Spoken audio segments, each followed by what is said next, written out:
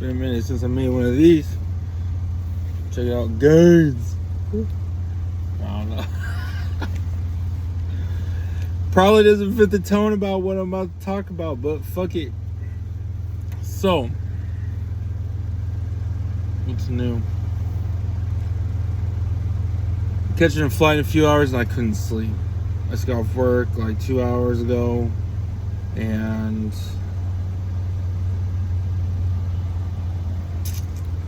fuck. I was tossing and turning quite a bit. I just got a phone call from my grandma, and she says, Nick, your dad had his surgery, and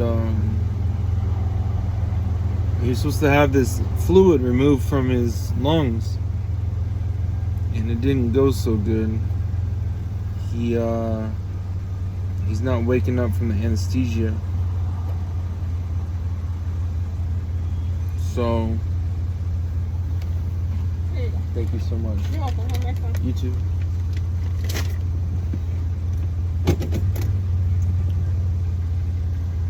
So he's in ICU right now. Critical care. And they're trying to figure out what they're going to do next. Something like that. And the crazy thing, I haven't spoke to this man in 8.5 years. Okay? I have a very strained relationship with not just him, if you can even call it a relationship, but the family overall.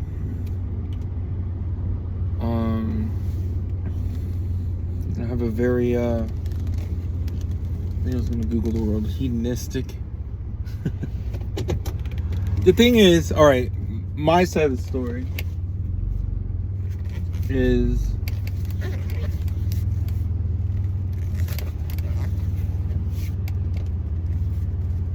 he look, I had some dark days. When was that? Shit, 2014, 2013. A couple dark years. I was a drug addict, right? I guess arguably some might say still are. Whatever. That's not the point. I went through a lot of shit, and how I caught my felony conviction is I broke into a pharmacy with my brother, and when we got caught, I decided that I was going to end my life instead of go to jail. So I had all the pills in my hand. I ate them, overdosed, killed myself, and went to the hospital. They brought me back to life. I was in a coma for like 2-3 days, whatever, and came out of it, obviously, and everything's much better now. Like, right? Like, this is all very abstract at this point. Like, this is almost seems like a lifetime ago. No pun intended. But, so anyway, I found out in that time that, like, even when I was going through the shit, like, when I was in my darkest days, like, he didn't want anything to do with me. And, in part, like, it's excusable, but also it extends before that, because this man had never shown me affection. He never showed me love. He never, and for whatever reason, I mean, like, I know now that, like, it stems from his father and his father's before him and yada yada yada, blah blah blah blah blah, and it's all a very vicious cycle and whatever. What's crazy about it now is that now this man is on his deathbed, essentially. And, like, the family, like, my grandma told me about it, and it's like I have mixed feelings about how I'm supposed to respond to it. And also in part from, I'm also getting it from the family. Like, I'm flying up there. Like, I bought this plane ticket 3 weeks ago spontaneously. Like, I was just like, you know what? I'm just gonna fly up to Seattle. Why not? Fuck it. Like, just kind of just did on. No, I did it on a whim. And then the dude just had the surgery today. Well, I guess now yesterday. But like, now all of a sudden this dude's in the ICU and I'm flying up there. And it's like, and then my grandma tells me about it, and I was supposed to go see her today, you know.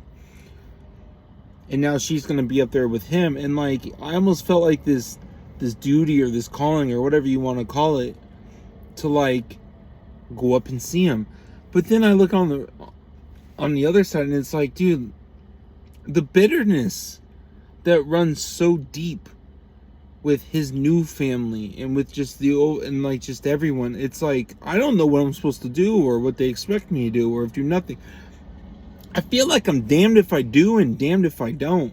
If I do show up, they're going to be like, oh my God, what's he doing here? Oh, now that he's dying, da-da-da. But it's like, but then if I don't go, they're like, see, he doesn't care. And da-da. It's like, no matter what the fuck I do, it's wrong. And I guess now that I'm talking about it out loud and like fucking thinking about it, it's like, well, where do I stand on it? And honestly, like, when I went to rehab, I put myself in rehab like almost 2 years ago. I came to terms with it, and I just wrote him a letter forgiving him for his inadequacies.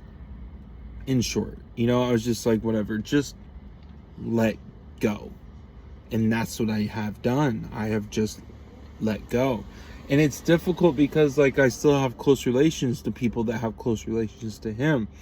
So when they feel, you know, affected by what's going on with him, I feel it like secondhand, or, you know, by close proximity. So I don't really know how to go about it or what to do.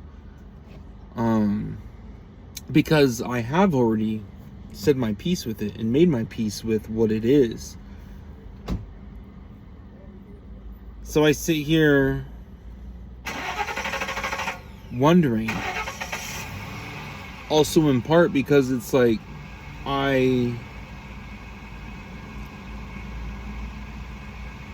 is it fate? Like, because the fact that I'm flying up there, like, if I didn't buy this plane ticket, I heard it, I'm like, oh damn, that's shitty, that's crazy. Well, I wish him the best. But the fact that, like, my mom's supposed to be meeting me at the airport in a few hours, and like, we were both gonna like go out to my grandma's and like surprise her, and like, now it's like, well, now there's this thing with Russ, my father, and it's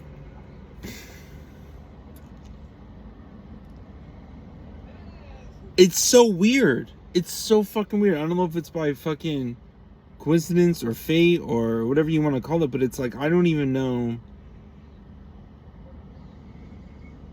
what to do or how to take it. Like, we could both show up, and it's like, we're just a reflection of his old past, of everything he failed and done wrong. And it's like, I feel like that's all I had ever been. And the family, like, they are very emotionally stunted, very emotionally unintelligent, if you would.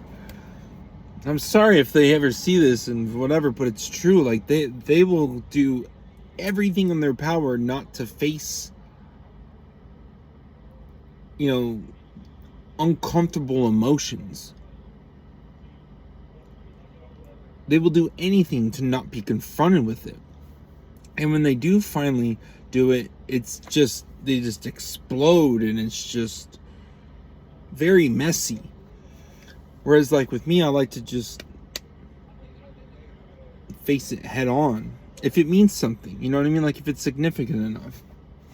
So I sit here wondering how to go about it.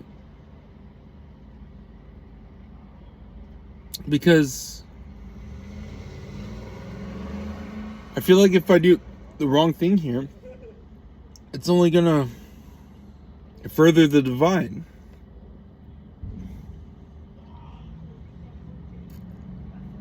It's definitely gonna do that. And I can see it. I can see the writing on the wall.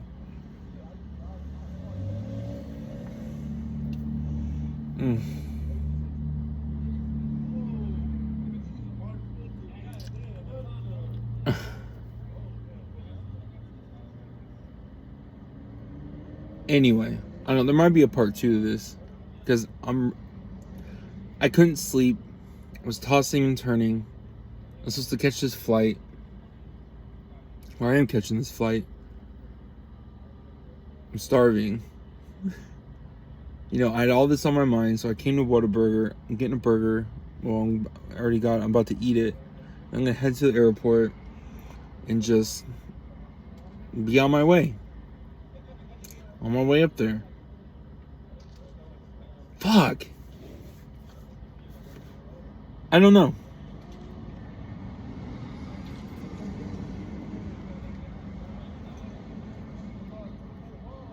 I wish I didn't have to make the decisions in this situation. I almost wish I would be guilt tripped into going. But I'm not. Nobody's telling me what to do in this situation.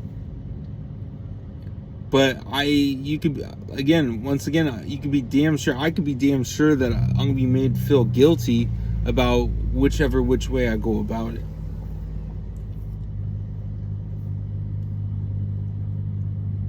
I'm not being invited to go up to see him, that's for sure. I want that to be known.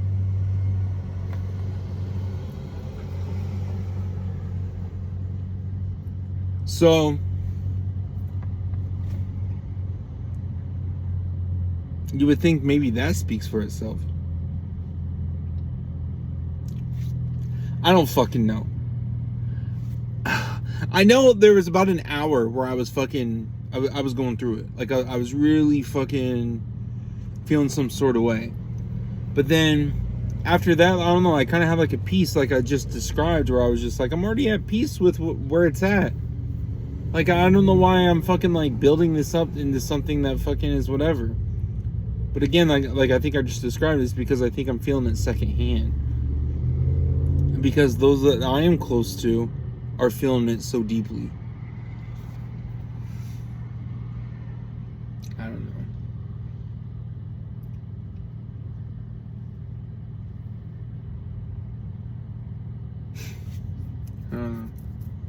Anyway, I'm gonna eat and take off to the airport.